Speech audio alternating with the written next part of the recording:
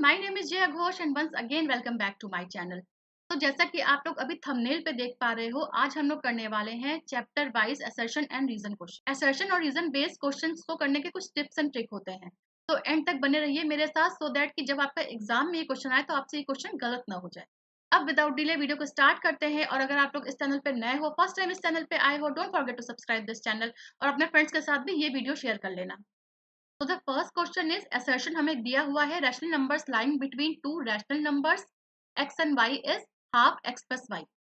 देखो, असर्शन और रीजन को करने का एक इंपॉर्टेंट टिप्स ये होता है कि दोनों स्टेटमेंट, असर्शन और रीजन दोनों स्टेटमेंट को इंडिपेंडेंट देखो। दोनों स्टेटमेंट को दो सेपरेट क्वेश्चंस की तरह ट्रीट करना स्टार्ट करो, और इसके बाद जब वो दोनों स्टेटमेंट आपसे सॉल्व हो जाए उसके बाद दोनों में रिलेशन बैठाना स्टार्ट करेंगे। फर्स्ट था rational number lying between two rational numbers x and y। तो हम लोग को ये पता है कि दो रैशनल नंबर के बीच में इनफाइनाइट रैशनल नंबर लाई कर सकते हैं। और अगर हमें सिर्फ एक रैशनल नंबर निकालने के लिए कह रहा है तो हम लोग क्या करते हैं, दोनों रैशनल नंबर्स को ऐड करते हैं, डिवाइडेड बाय 2 करते हैं। सपोज अगर 2 और 3 हमें रैशनल नंबर गिवन है, इसके बीच में अगर हमें एक रैशनल नंबर निकालना है तो कैसे निकालेंगे हम लोग, 2 + 3 अपॉन 2। ये तो क्या है, कितना होगा, 5/2 इज इक्वल टू 2.5 आएगा। तो देखो 2.5 बीच में आ गया ना, इट मीन्स जो हमारा असर्शन है वो हमारा करेक्ट है। There is one rational number like between any two rational numbers. अभी मैंने बोला ना कि दो रैशनल नंबर्स के बीच में इनफाइनाइट रैशनल नंबर्स लाई कर सकते हैं।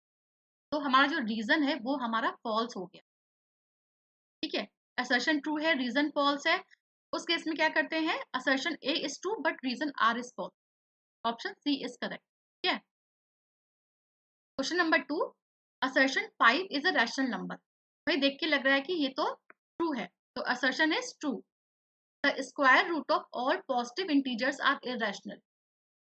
ये स्टेटमेंट कुछ समझ में आ रहा है? ये स्टेटमेंट हम लोग ने किया हुआ है, आपके बुक में एक्सरसाइज में क्वेश्चंस भी है, वो रूट एम वाला जो क्वेश्चन है उसको ध्यान से देखना, ये वहां से रिलेट हो रहा है। तो अब समझ में आ रहा है आपको कि कॉन्सेप्ट जो है वो आपकी बुक का ही यूज हुआ है। इसमें क्या कह रहा है कि जितने भी पॉजिटिव इंटीजर्स होते हैं उनका जो स्क्वायर रूट होता है वो सारे इरेशनल नंबर होते हैं। तो अब यहाँ ये देखो कि 4 इज अ पॉजिटिव नंबर। इसका अगर हम स्क्वायर रूट करेंगे तो आंसर क्या आएगा, +-2 आएगा। 9 is a positive rational number, इसका स्क्वायर रूट करेंगे तो आंसर कितना आएगा, +-3 आएगा। इट मीन्स किसी भी पॉजिटिव नंबर का अगर हम लोग स्क्वायर रूट ले रहे हैं तो उसका आंसर जो होगा वो रैशनल नंबर होता है।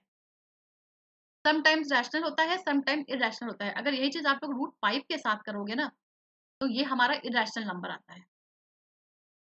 √16 के साथ करोगे कितना आएगा, +-4 आएगा, ये हमारा रैशनल नंबर होगा। तो some time rational some time irrational, ये है इसका लॉजिक। इट मीन्स हमारा जो रीजन है वो हमारा फॉल्स हो गया। Assertion is true, reason is false, option C is correct.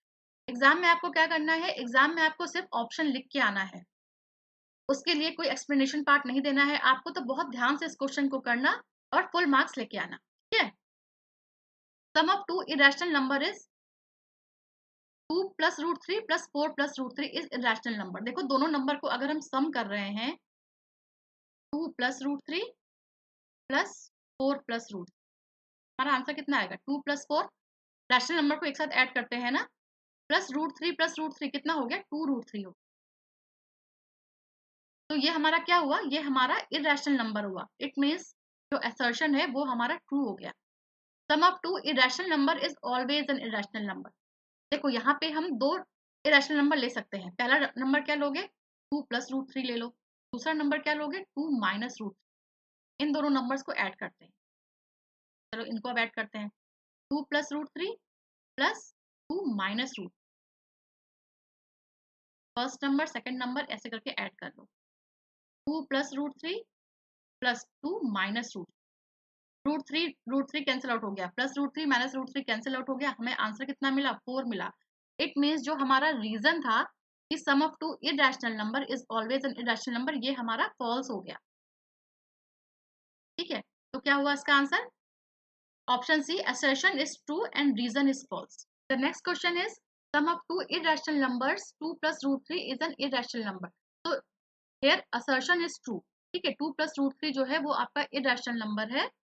Sum of a rational number and irrational number is always an irrational number. अगर हम 2 प्लस रूट थ्री को ऐड करेंगे ना तो हमेशा आंसर आएगा 2 प्लस रूट। तो ये हमारा ऑलवेज इरेशनल नंबर होता है, reason is also true.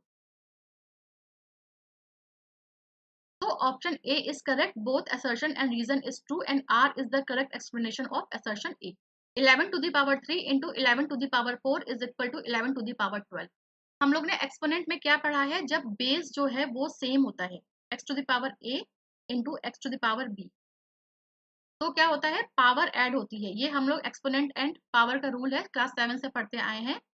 Option क्या होता है, एक्स ए प्लस बी। ठीक है, तो अब देखो यहाँ पे अगर 11 टू द पावर 3 है, 11 टू द पावर 4 है, तो आंसर क्या आना चाहिए, 11 to the power 3 plus 4 is equal to 11 to the power 7।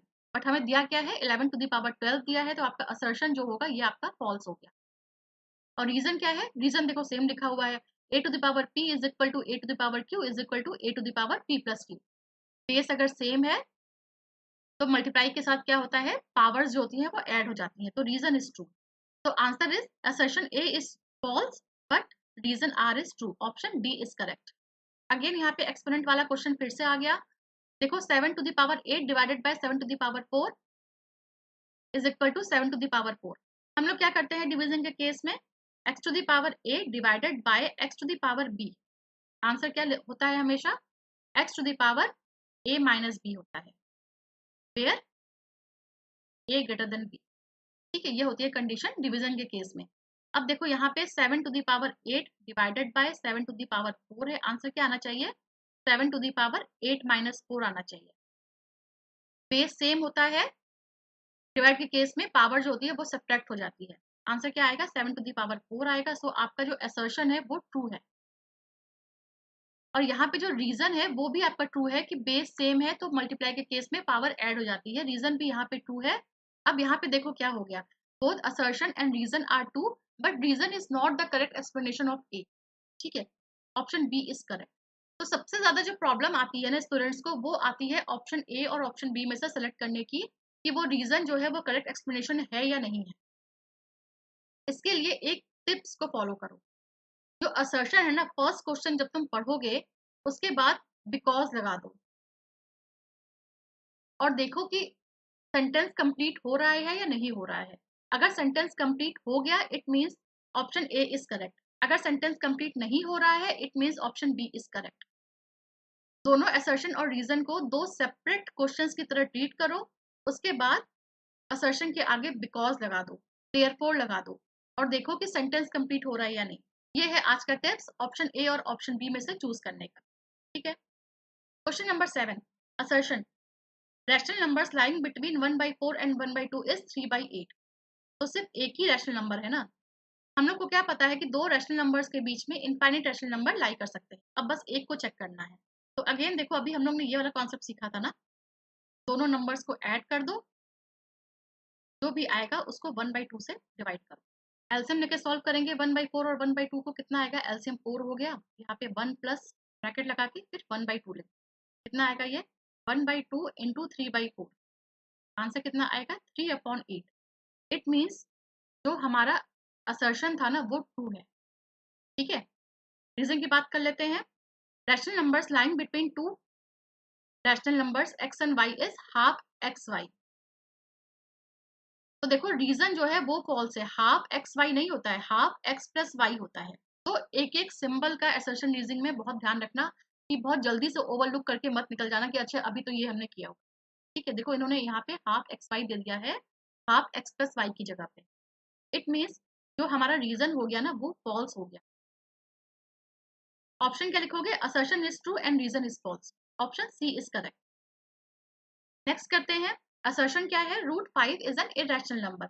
अब ये तो यूनिवर्सल ट्रूथ है कि √5 जो होता है वो इरेशनल नंबर होता है, क्लास 8 से पढ़ते आए हो, बिल्कुल कंठस्थ हो गया होगा, बाय हार्ट लर्न हो गया होगा कि √5 √2 √3 आर ऑल इरेशनल नंबर। ठीक है, a number is called irrational if it cannot be written in the form p by q where p and q are integers and q is not equal to 0। तो देखो irrational number की जो definition है ना वो सही है, rational number को हम लोग p by q के फॉर्म में लिखते हैं, इरेशनल नंबर को हम लोग p by q के फॉर्म में नहीं लिख सकते हैं। ठीक है, इट मीन्स दोनों स्टेटमेंट जो है वो ट्रू है, और ऑप्शन क्या होगा, option A is correct. Both assertion and reason is true and reason is the correct explanation of A. Root 5 को आप p by q के फॉर्म में नहीं लिख सकते हैं। 0.329 इज अ टर्मिनेटिंग डेसिमल। सही है, ये आपका जो नंबर है ये आपका टर्मिनेट हो गया है। रैशनल नंबर की एक और डेफिनेशन होती है, याद है, नॉन टर्मिनेटिंग एंड रिपीटिंग।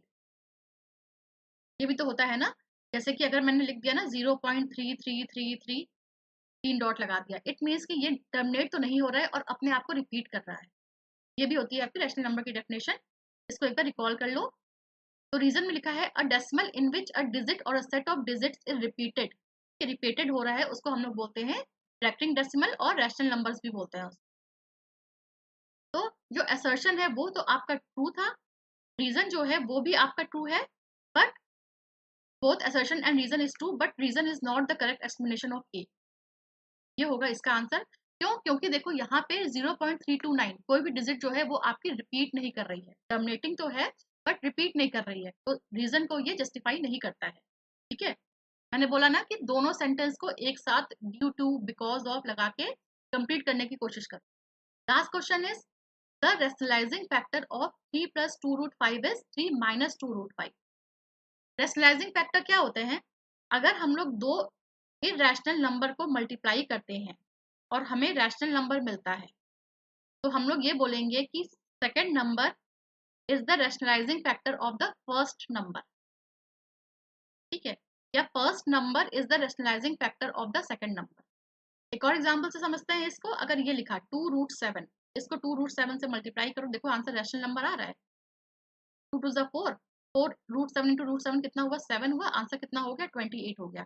तो दोनों नंबर को अगर हमने मल्टीप्लाई किया, इरेशनल नंबर को हमने मल्टीप्लाई किया, हमें रैशनल नंबर मिल गया। इट मीन्स जो सेकंड नंबर है वो फर्स्ट नंबर का रैशनलाइजिंग फैक्टर है, और फर्स्ट नंबर जो है वो सेकंड नंबर का रैशनलाइजिंग फैक्टर है।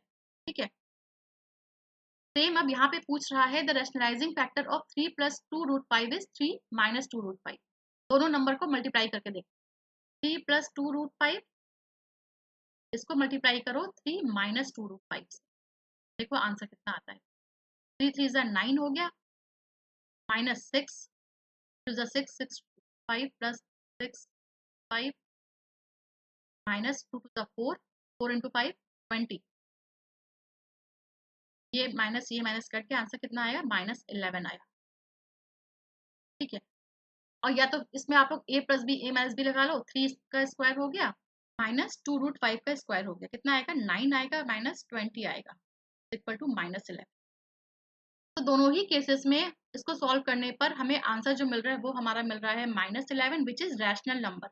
तो हम लोग ये बोल सकते हैं कि 3 - 2√5 is a rationalising factor of 3 + 2√5। If the product of two irrational number is rational number then each one is called the rationalizing factor of the one another। ये स्टेटमेंट तो अभी हमने देखा है ना, ट्रू है। तो असर्शन जो है वो भी ट्रू हो गया, रीजन भी हो गया आपका ट्रू हो गया। It means both assertion and reason is true and R is the correct explanation of assertion A। Option A is correct.